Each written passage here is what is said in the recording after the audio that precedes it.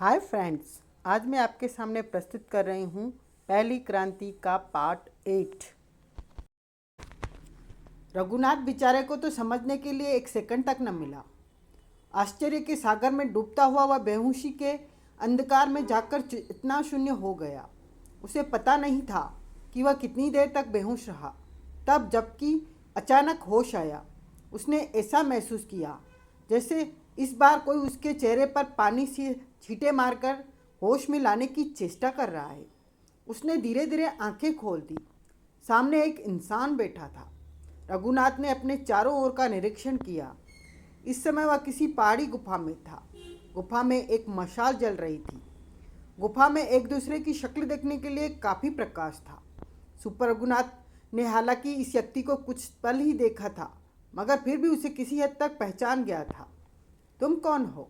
रघुनाथ ने उसकी आंखों में आंखें डालकर कहा। अगर तुम्हारा मतलब मेरे नाम से है तो मेरा नाम जबर सिंह है, सामने बैठे इंसान ने उत्तर दिया। क्या तुम ही मुझे यहाँ तक लाए हो?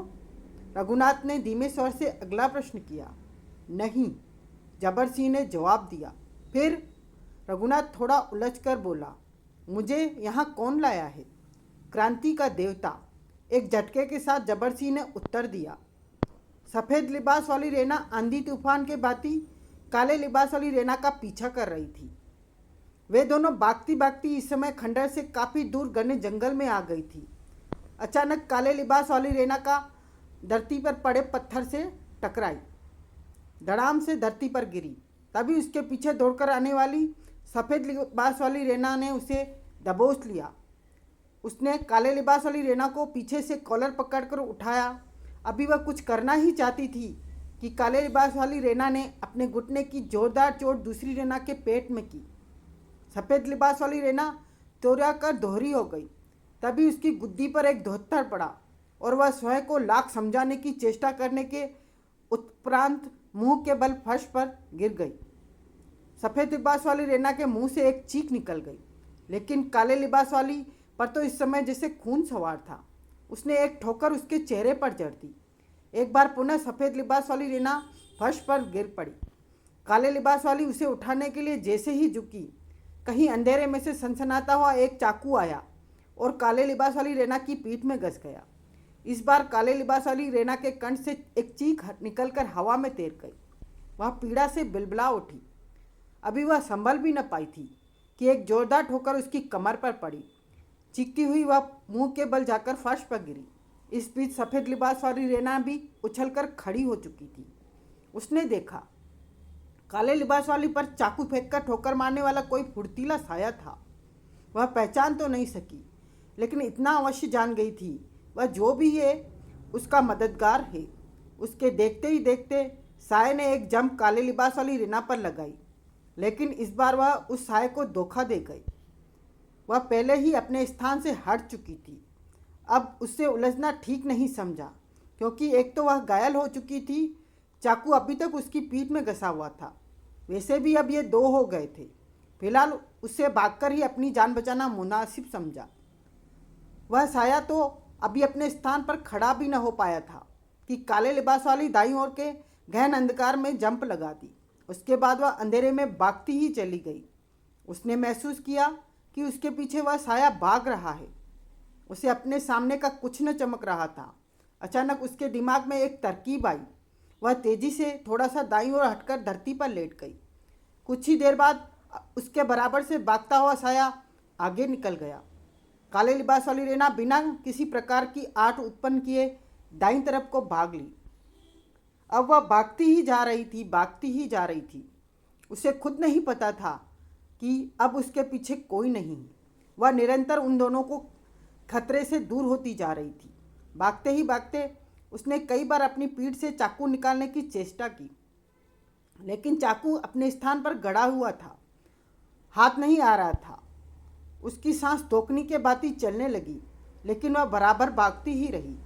आंखें रह रह कर बंद होने की चेष्टा करने लगी, लेकिन वह भागती ही गई, रुकी नहीं, बेतहाशा भागती गई। और उधर जब साये को रेना नहीं मिली तो वापस सफ़ेद लिबास वाली रेना के पास आ गया। एकदम बोला, घबराना मत रेना बहन, मैं तुम्हारा भाई हूँ, अल्फा से। अल्फा से भैया। रेना के मुंह से आश्चर्य मिश्रित प्रसन्नता भरी चीख निकली और झट से अपने भैया अल्फासे से लिपट गई। अल्फासे ने बड़े प्यार से उसके बालों पर हाथ फेरा और बोला, यह कौन था? रेना बहन। था नहीं भैया, थी कहो, रेना ने एकदम कहा। और सबसे अधिक आश्चर्य की बात तो यह है कि उसकी सूरत मुझसे हूबहू मिलती है। वह दूसरी रेना है भैया, दूसरी रेना। क्या? उछल पड़ा अल्फासे। मैं ठीक कह रही हूँ भैया, रेना ने कहा। अल्फासे का दिमाग न जाने कहाँ चकरा रहा था। तो यार गुलफाम प्यारे, तुम शिष्य हो हमारे, हेलीकॉप्टर में बैठा विजय कह रहा था। तुमने हमारे कई केस संवारे और हम सब जहाँ जा रहे हैं वे केस है सबसे न्यारे। आप बिल्कुल चिंता न करें मास्टर, गुलफाम बोला। जहाँ आपका पसीना बहेगा गुलफाम वहाँ अपने जिस्म की खून की एक एक बूंद बहा देगा। ब्लैक बॉय चुपचाप हेलीकॉप्टर का संचालन कर रहा था। वह जानता था कि विजय गुलफाम को बोर करने की चेष्टा कर रहा है। वह इस तरह हेलीकॉप्टर के संचालन में व्यस्त था जैसे उसे उसकी बातों में कोई दिलचस्पी ही ना हो। इस हेलीकॉप्टर का प्रबंध सीक्रेट सर्विस की ओर से गृह मंत्रालय से संबंध स्थापित करके विशेष आदेश पर किया गया था। हेलीकॉप्टर एकदम बेआवाज़ और अदृश्य था, इसलिए उसके देख लिए जाने का खतरा जरा भी नहीं था। इस समय हेलीकॉप्टर ठीक उस स्टेट के ऊपर मंडरा था जिसका नक्शा अल्फासे के पत्र के पीछे था। वातावरण एकदम शांत था। रात काली थी, गगन तारों से भरा हुआ था। लेकिन नीचे स्टेट पर उन्होंने देखा कि अधिकांश स्टेट तो अंधेरे से जा मिली थी, किंतु फिर भी कहीं कहीं से आग की लपटें लपलपा रही थी, मानो कुछ इमारतें जल रही हो। जब विजय गुलफाम से मिलने गया तो यह आवश्यक ही था कि गुलफाम विजय के कहते ही तैयार हो जाता। लेकिन फिर भी गुलफाम ने प्रश्न किया, कहाँ चलना है? इस प्रश्न के उत्तर में विजय ने गुलफाम को बता दिया कि वह एक ऐसी स्टेट पर जा रहे हैं जहाँ का प्रिंस वह खुद है। उसकी स्टेट पर कुछ विदेशी किन्हीं कारणों से कब्जा करना चाहते हैं और टकराव उन्हीं से होना है। यह सुनकर गुलफाम अवाक सा रह गया और तुरंत तैयार हो गया। मुझे लगता है विजय कि हमारे उतरने के लिए यही स्थान सबसे अधिक उचित रहेगा, एक स्थान पर हेलीकॉप्टर हवा में स्थिर करके ब्लैक बॉय ने कहा। हालांकि वह कभी विजय का नाम नहीं लेता था, किंतु गुलफाम के सामने इस तरह बोलना यानी एक दोस्त की तरह बोलने के लिए विजय की सख्त आदेश थे। विजय ने अपने गले में लटकी दूरबीन आंखों पर चढ़ाई और नीचे देखा।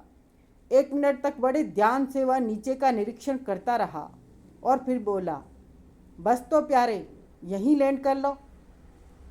आदेश प्राप्त होते ही ब्लैक बॉय ने हेलीकॉप्टर को एक तेज झुकाई दी। कुछ समय उपरांत हेलीकॉप्टर स्टेट के घने जंगल वाले बाग में उतर गया। कुछ देर तक तीनों अंदर ही बैठे हुए आसपास के अंधेरे को घूरते हुए निरीक्षण करते रहे।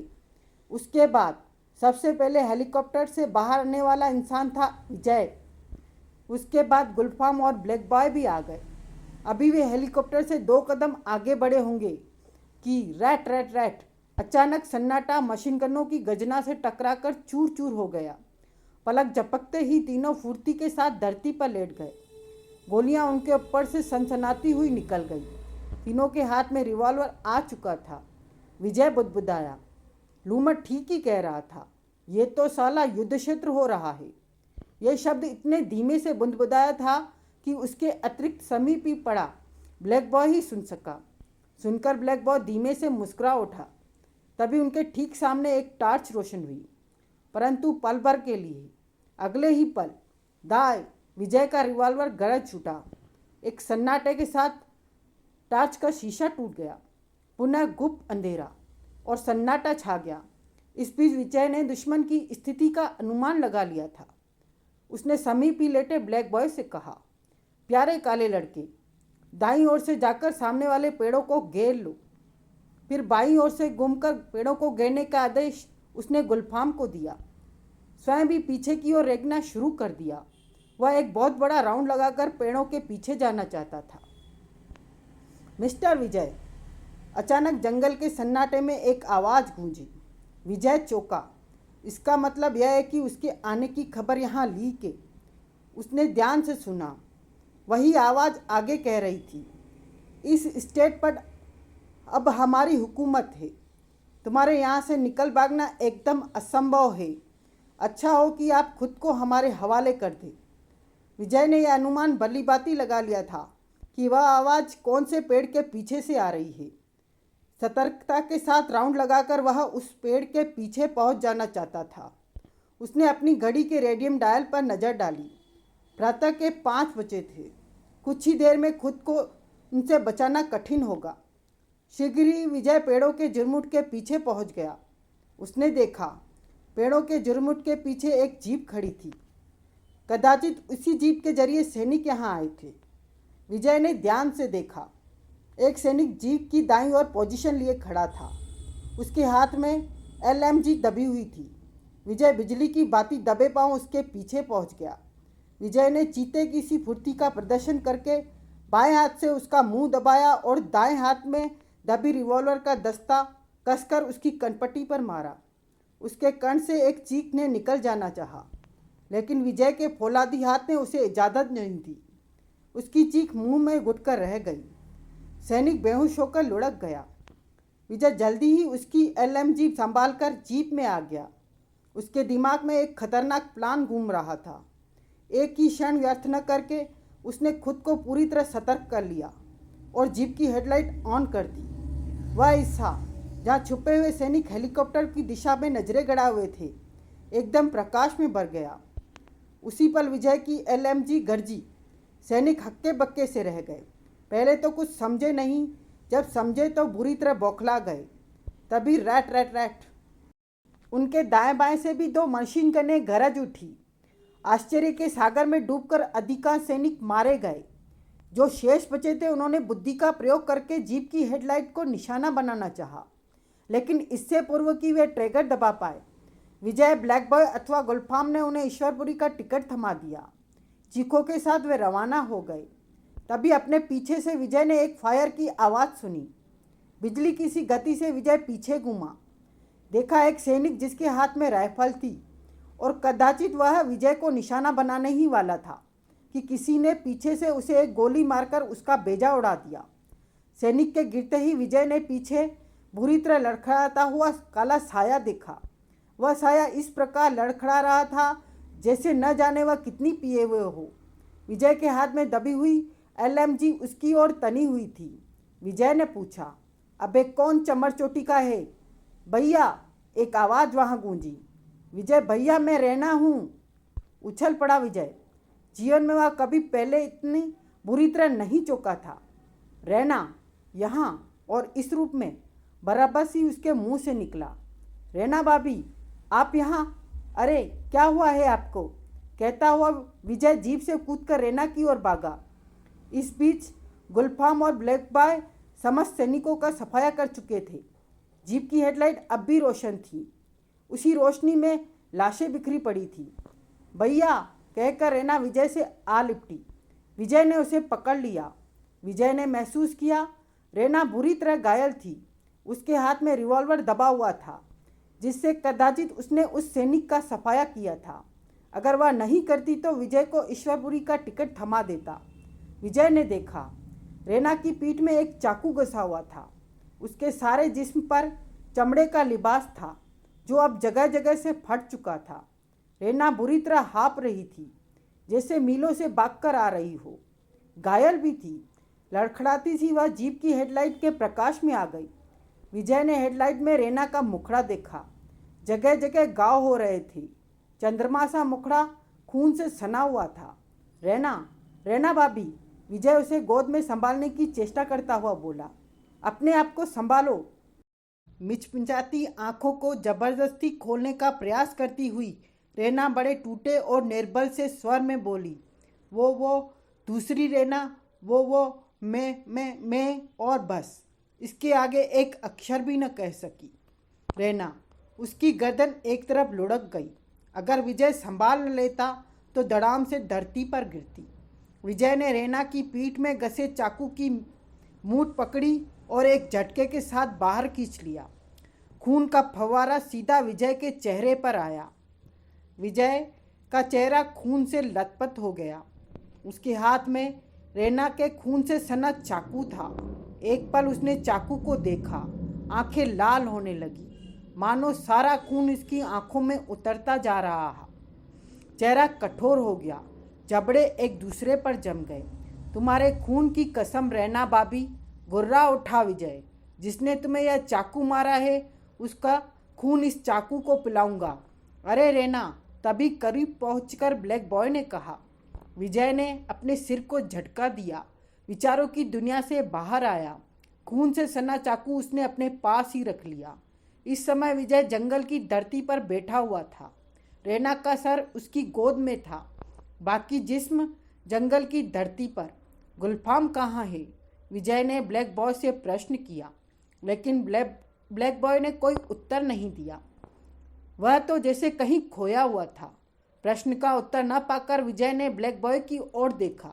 उसने पाया कि ब्लैक बॉय किसी और ही दुनिया में खोया हुआ है। उसने देखा कि वह रेना के गले में पड़े एक लॉकेट को घूर रहा था। वह लॉकेट किसी डिबिया के बाती खुल जाया करता था। इस समय भी वह खुला हुआ था। कदाचित भागदौड़ के कारण वह खुल गया था। लॉकेट के एक हिस्से में एक बेहद बूढ़े से आदमी का चित्र था और दूसरे हिस्से में एक बूढ़ी औरत का। उस लॉकेट को ब्लैक बॉय अचानक अपलक निहार रहा था। विजय ने देखा उसके चेहरे पर बड़े अजीब से भाव उजागर हो रहे थे, जैसे वह कुछ सोच रहा हो। वह किसी और दुनिया में पहुंच गया था। अबे मियाँ काले लड़के, विजय जोर से चीखा, कहाँ खो गए? इस लॉकेट को इस तरह क्यों घूर रहे हो? ये लॉकेट रेना के पास कब से है सर? ब्लैक बॉय ख्यालों में इतना खो गया था कि उसे यह भी याद नहीं रहा कि विजय ने उसे सख्त हिदायत दी है कि वह इस मिशन पर उसे सर नहीं विजय कहेगा। जब से मैंने रेना को देखा है तभी से इस लॉकेट को भी देख रहा हूँ, विजय ने उत्तर दिया। क्या? ब्लैक बॉय चौंक पड़ा। क्यों प्यारे, इस लॉकेट के पीछे कैसे पड़ गए? विजय बोला, माना कि सोने का है, लेकिन इतना कीमती नहीं है। ऐसा ही लॉकेट बचपन से मेरे गले में भी है सर, ब्लैक बॉय ने गंभीर स्वर में कहा। क्या? विजय चिहुक पड़ा। उसकी खोपड़ी जैसे हवा में तैरने लगी। उसे लगा एक भयानक तूफान आने वाला है, प्रचंड तूफान। वह कभी बेहोश रेना को देखता, कभी ब्लैक बॉय को, और कभी उस लॉकेट को। सोचने समझने की शक्ति तो जैसे विजय में न रह गई हो। भट्टी में पड़े हुए लंबे और खतरनाक चाकू का संपूर्ण फल उसमें पड़े कोयलों के बाती दहक कर लाल हो चुका था। उस बूढ़ी औरत के चेहरे पर इस समय जैसे समूचे संसार की भयानकता सिमट आई थी। उसकी आंखें भी चाकू और भट्टी के बाती दहक कर लाल हो चुकी थी। झुर्रियोंदार चेहरे के बाहर उसके दांत एक दूसरे पर सख्ती के साथ जमे हुए थे, जबड़े स्पष्ट चमक रहे थे। उसके समीप ही ठाकुर साहब का जिस्म पड़ा था। यह ठाकुर साहब अन्य कोई नहीं, विजय के पिता थे, ठाकुर निर्भय सिंह। निर्भय सिंह अभी तक उचेत अवस्था में थे। रेना द्वारा चलाई गोली अभी तक उनके पेट में घसी हुई थी। उसके जिस्म के समीप बैठी बूढ़ी औरत कभी दहकते हुए चाकू को देखती और कभी ठाकुर निर्भय सिंह के उस गांव को जहां गोली लगी थी, और काफ़ी खून निकल जाने के पश्चात अब कुछ शांत सा था। रेना ठाकुर साहब को झोपड़ी में इसी बुढ़िया के पास छोड़ गई थी, लेकिन यह बुढ़िया इस समय अपनी उस झोपड़ी में नहीं थी। हुआ दरअसल यूँ था कि रेना के झोपड़ी से निकलते ही बुढ़िया के चेहरे पर कठोरता छा गई थी। अभी एक ही पल पूर्व जो बुढ़िया बेहद सीधी सादी नजर आ रही थी, वह रेना के बाहर जाते ही संसार की भयंकर बुढ़िया लगने लगी। एक पल के लिए वह झोपड़ी के द्वार तक आई और अंधेरे में गुम होती रेना के घोड़ों की टापों की आवाज़ सुनती रही। ध्वनि को समाप्ति पर वह आश्चर्यजनक फुर्ती के साथ झोपड़ी में वापस लौटी और एक कोने में पड़ी एक गंदी सी दरी उठाकर दूर फेंक दी। उस दरी के नीचे एक नन्हा सा बटन था। बुढ़िया ने तुरंत बटन दबा दिया। बुढ़िया अपने क्रियाकलाप और भाव भंगिमाओं से बड़ी रहस्यमयी प्रतीत हो रही थी। उसके बटन दबाते ही झोपड़ी का थोड़ा सा फर्श हल्की सी ध्वनि के साथ एक और सरक गया। अब वहाँ एक रास्ता नजर आने लगा। नीचे अंधेरे में कुएं तक लोहे की सीढ़ियाँ चली गई। उसने जल्दी ही झोपड़ी का द्वार बंद किया और लपक कर निर्भय सिंह का जिस्म अपने कंधे पर डाला। इस बूढ़ी औरत में कमाल की शक्ति थी।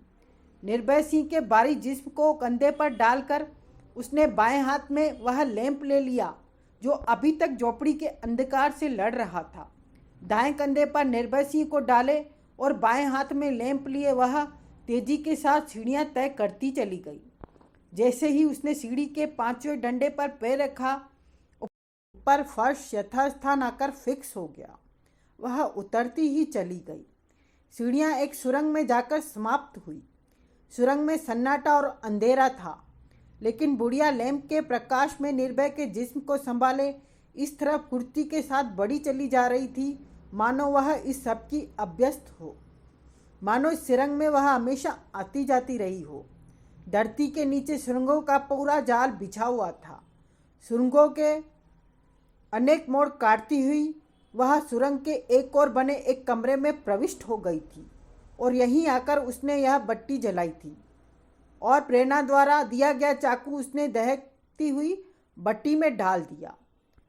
अब चाकू दहक चुका था।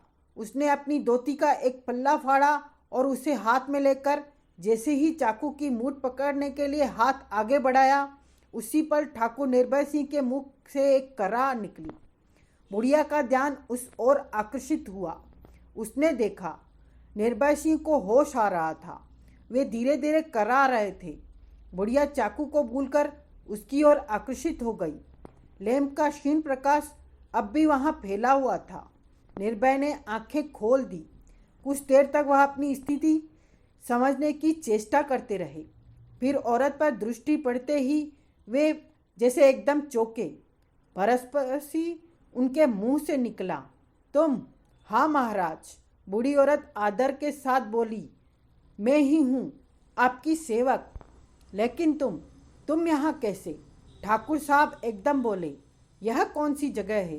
कहते हुए ठाकुर निर्भय सिंह ने उठकर बैठ जाना चाहा, किंतु इस प्रयास के करते ही उनके गांव में बुरी तरह हलचल हुई और उनका संपूर्ण जिस्म भयानक पीड़ा से भर गया।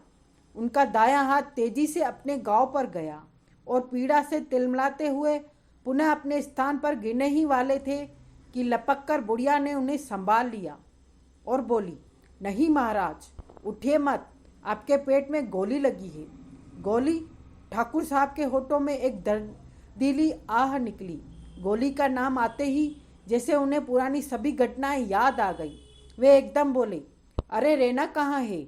हम तो उसके पास बेहोश हुए थे। पार्वती, रेना कहाँ है? राजकुमारी आपको मेरे पास छोड़कर किसी दुश्मन से बदला लेने गई है महाराज, वह बुढ़िया बोली, जिसका नाम कदाचित पार्वती था। क्या? निर्भय सिंह चौंके। दुश्मन से टकराना? ये लोग समझते क्यों नहीं है पार्वती? ये लोग समझते क्यों नहीं हैं? पागल से होकर निर्भय सिंह कह उठे, वे क्यों नहीं समझते कि हमारी इस छोटी सी स्टेट पर कब्जा करने वाले 3 बड़े देश हैं। उनकी शक्ति इतनी अधिक है पार्वती कि हम किसी भी कीमत पर उनसे नहीं टकरा सकेंगे, और वह भी आज की रात, आज जब कि उन लोगों पर खून सवार है। आज हम में से जो भी उनसे टकराएगा वह मारा जाएगा। वो शक्तिशाली हैं तो क्या हुआ महाराज? पार्वती का चेहरा ददक उठा। हमारी स्टेट का बच्चा बच्चा आज़ादी की राह में अपने जिस्म का खून बहाने को तैयार है। व्यर्थ खून बहाने से क्या होगा पार्वती? आज़ादी की कीमत खून है महाराज। पार्वती के शब्द पत्थर की तरह कठोर थे। आज़ादी की दास्तान मैदानी लहू में लिखी जाती है। आज़ादी खून तो मांगती है पार्वती, लेकिन उस खून के बहाने से क्या लाभ जो कुछ काम ना आ सके। हमें आज़ादी की राह में खून बहाना है पार्वती। अपने इस छोटे से देश की मांग हम इंसानी लहू से भर देंगे, लेकिन उस खून में अधिक भाग उन विदेशी कुत्तों का होगा जो हमारे देश पर अपना खूनी पंजा फैलाना चाहते हैं।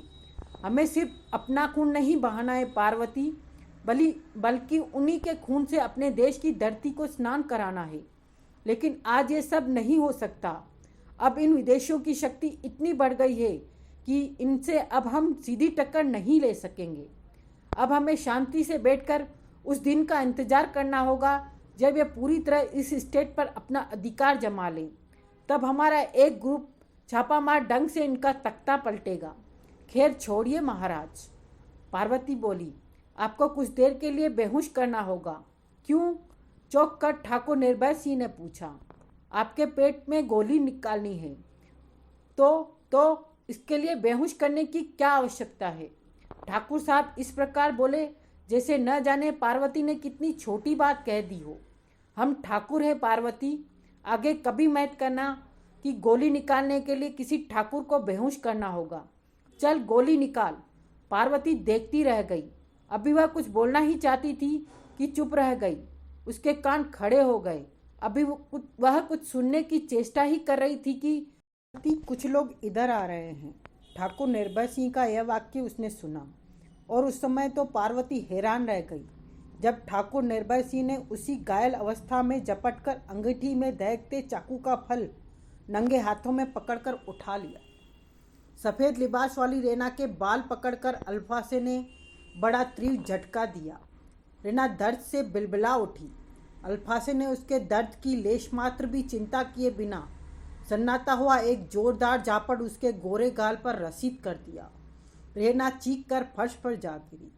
अल्फासे के चेहरे में उस समय बेहद भयानक भाव थे।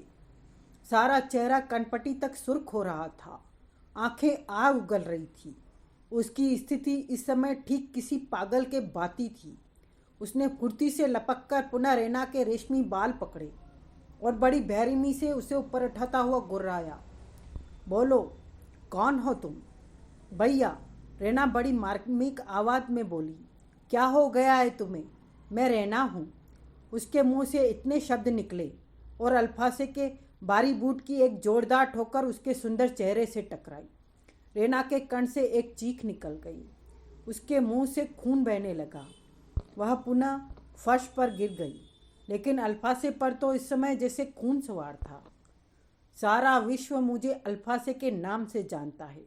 कुतिया, अल्फासे गुर्रा उठा। अगर तू दुनिया के किसी कोने में भी रहती होगी तो अल्फासे का नाम जानती होगी, और अगर नहीं जानती तो आज जान ले। अल्फासे चाहे तो पत्थरों से भी राज उगलवा सकता है।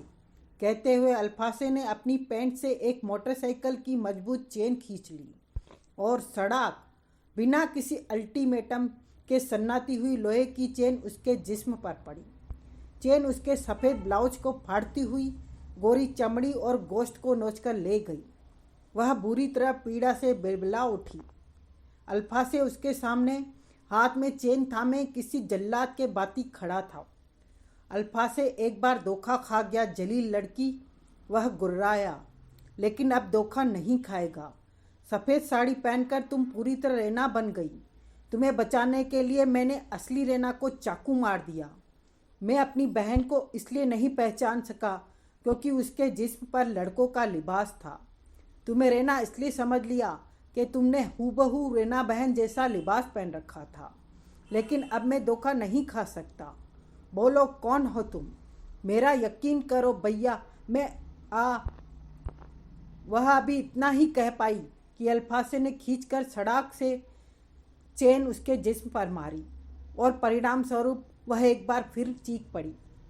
उसके बाद अल्फासे जैसे पूर्णतः पागल हो गया था। उसकी चेन बेहिसाब रेना के जिस्म से टकराने लगी। रेना चीखती रही, चिल्लाती रही, भैया भैया कहकर दया की भीख मांगती रही, लेकिन अल्फासे की सेहत पर न कोई अंतर पड़ना था और न ही पड़ा। वह बड़ी बेरहमी के साथ चेन से उसे मारता रहा। 15 चेन लगने तक रेना का सारा लिबास तार तार हो चुका था। उसके सारे जिस्म का गोश्त उगड़ चुका था। वह लगभग पूर्णतया नग्न हो चुकी थी। अधमरी फर्श पर पड़ी वह बुरी तरह बिलख पड़ रही थी। अल्फासे ने झुककर उसकी पतली गर्दन पकड़ी और ज़बरदस्ती ऊपर उठाता हुआ बोला, तेरा यकीन जरूर मान लेता कमीनी औरत, क्योंकि मैंने अच्छी तरह चेक कर लिया है कि तेरे चेहरे पर कोई मेकअप नहीं है। लेकिन यह मुझे यकीन हो चुका है कि तू रेना किसी कीमत पर नहीं है। उसने जैसे बोलने की शक्ति ही नहीं रह गई थी, केवल कहराती रही, बोल, कौन है तू? अल्फा से पुनः गुर्राया, वरना न मारूंगा न छोड़ूंगा। अगर इस बार तूने यह कहने की कोशिश की कि तू रेना है तो चीर कर डाल दूंगा। अगर तू रेना होती तो इस बात का जवाब जरूर देती कि सबसे पहले मैंने तुझे कब बहन कहा था। वो कौन सी परिस्थिति थी जब मैंने तुझे बहन बनाया था। इसका तू जवाब नहीं दे सकी। इसका मतलब कि तू रेना नहीं है। और वास्तव में बात भी यही थी। जब इस रेना ने उसे यह बताया कि उसने युद्ध करने वाली वह काले लिबास वाली भी रेना है, तो अल्फा से सोचता रह गया था। उसे यह बात खटक गई थी कि असलियत में रेना कौन है। उस वक्त तो उसने इस रेना से कुछ नहीं कहा, लेकिन इस टूटे फूटे से घर में लाते ही अल्फा से ने रेना से प्रश्न कर दिया, रेना बहन, तुम मुझे भाई क्यों कहती हो? क्योंकि तुम मुझे रेना बहन कहते हो। सफ़ेद लिबास वाली रेना का जवाब था। पहली बार मैंने तुम्हें कब बहन बनाया? अल्फा से ने प्रश्न किया। जब से हम पहली बार मिले। रेना का इतना कहना था कि अल्फा से का सन्नाटा हुआ जोरदार हाथ फड़ाक से उसके गाल पर पड़ा। साथ ही अल्फा से गुर्राया, इसलिए तो मैंने यह प्रश्न किया था, तुम रेना नहीं हो। क्योंकि रेना यह कभी नहीं भूल सकती थी कि मैंने उसे अमेरिका में सबसे पहले उस समय बहन बनाया था जब माफिया का चीफ डॉन मास्ट्रोनी इसकी इज्जत पर झपटा था। यह कहने के बाद अल्फा से निरंतर उसे बेरहमी के साथ मारता रहा था। साथ ही बराबर यह प्रश्न भी करता रहा था कि वह कौन है। हर मार के बीच अल्फा से ने उससे रेना की जिंदगी की कुछ गहरी घटनाओं के विषय में प्रश्न किए, लेकिन वह एक भी प्रश्न का उत्तर ठीक से न दे सकी। इतने प्रश्नों के बाद अल्फा से समझ गया था कि वह रेना नहीं है। तब उसने यह जांच की कि किसी अन्य लड़की के चेहरे पर तो रेना का मेकअप नहीं था, परंतु मेकअप नहीं था। यह सोचते ही कि उसने इसके धोखे में आकर अपनी रेना बहन को चाकू मार दिया है, वह पागल हो गया। और तब से अब तक उसे बड़ी निर्ममता के साथ मारता हुआ उससे उसका रहस्य पूछ रहा था। उसने इस बार भी जवाब न देने पर एक बार फिर अल्फासे का चेन वाला हाथ ऊपर उठा और उसके पूर्व की चेन उसके जिस्म पर पड़ती वह एकदम चीख पड़ी, नहीं भैया, ठहरो, बोलो। अल्फा से गुर्राया, कौन हो तुम? ठहरो, वह अपनी पूरी शक्ति लगाकर बोली, बताती हूँ। अल्फासे ने चेन फर्श पर फेंक दी और उसे उठाकर एक टूटी फूटी कुर्सी में डाल दिया। अपना कोट उतारकर उससे उसका सारा नग्न जिस्म ढक दिया और बोला, अब जल्दी बोलो। मैं रेना नहीं हूँ। वह बोली, मेरा नाम क्रीमिया टारगेट है। मैं सब कुछ बता दूंगी भैया। सचमुच मैं रेना नहीं हूँ। सचमुच मैं रेना नहीं हूँ। लेकिन तुम मेरे भी तो भाई हो सकते हो। बको मत। अल्फा से गुर्रा उठा। अल्फा से को भावनाओं में बहाने की चेष्टा व्यर्थ है। बिना कोई रिश्ता जोड़े यह बताओ कि तुम कौन हो और यहाँ रेना का चोला पहनकर अपना कौन सा उद्देश्य पूरा करना चाहती थी। उससे क्या पूछते हो मिस्टर अल्फा से? अचानक एक आवाज़ गूंजी। उससे जक मारते मारते तुम्हें काफ़ी देर हो चुकी है, जबकि उसके यहाँ आने का उद्देश्य मैं बड़ी सरलता से तुम्हें बता सकता हूँ। आवाज़ सुनते ही अल्फा से गजब की फुर्ती के साथ दाईं एड़ी पर घूम गया। सामने जेम्स बॉन्ड खड़ा मुस्कुरा रहा था। बॉन्ड अकेला नहीं था, बल्कि उसके साथ लगभग 10 सैनिक थे। 10 के हाथों में टॉमी गन थी और लिखने की आवश्यकता नहीं है कि उन सबका रुख अल्फासे की तरफ था। अल्फासे ने खुद को चारों ओर से गिरा हुआ पाया। एक पल के लिए तो वह अवाक सा रह गया, परंतु अगले ही पल उसके होठों पर बड़ी जहरीली मुस्कान उभरी और बोला, ओह, लगता है ये सब तुम्हारा किया धरा है। मुझे लगता है कि ये क्रीमिया भी तुम्हारी ही कोई चाल है। तुम इस स्टेट पर कब्जा कर लेना चाहते हो, लेकिन तुम कभी सफल न हो सकोगे। क्यों? बॉन्ड ने मुस्कुराकर प्रश्न किया। अल्फा से अभी कुछ जवाब देना ही चाहता था कि अचानक उसके सिर के पिछले भाग से कोई भारी चीज टकराई। इस अप्रायश्चित चोट के लिए वह तनिक भी तैयार न था, इसलिए संभल न सका। लेकिन गिरते गिरते उसने यह जरूर देख लिया था कि वह चोट क्रीमिया ने मारी थी। बेहोश होते होते उसने यह देख लिया था कि क्रिमिया ने मेज से पेपरवेट उठाकर उसकी गुद्दी के ऐसे भाग पर मारा था जिससे वह खुद को बेहोश होने से न बचा सका। क्रिमिया दौड़कर बॉन्ड से लिपट गई। तब जबकि विकास को होश आया, उसने खुद को खुले सागर पर तैरता पाया। अब न धधकता हुआ स्टीमर कहीं था और न ही जलता हुआ सागर। सब कुछ जैसे शांत हो चुका था। सागर की छाती पर अभी तक गहन अंधकार छाया हुआ था। उसने सागर की छाती पर तैरने का प्रयास किया और देखा कि उसके अतिरिक्त वहाँ कोई नहीं था।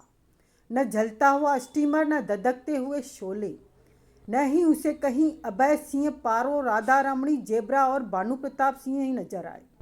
उसे पता नहीं था अचानक हेलीकॉप्टर द्वारा स्टीमर को उड़ा देने वाली घटना में कौन जीवित बच गया, कौन यमराज के चंगुल में फंस गया।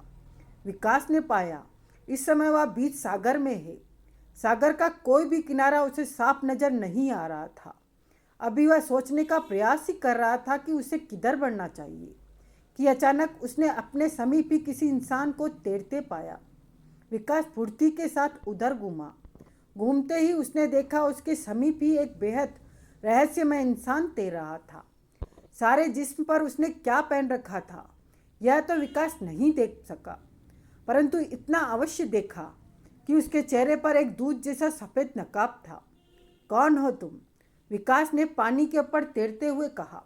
ओह, उस सफ़ेद नकाबपोश के मुंह से निकला, तुम होश में आ चुके हो? जान बचाना हो तो मेरे साथ आओ, चिंता मत करो, मैं तुम्हारा मददगार हूँ। इतना कहने के साथ ही उसने विकास का हाथ थामा और तेजी के साथ सागर के गर्भ में डुबकी लगा गया। विकास भी न जाने क्या सोचकर उसके साथ ही सागर की गहराइयों में उतरता चला गया।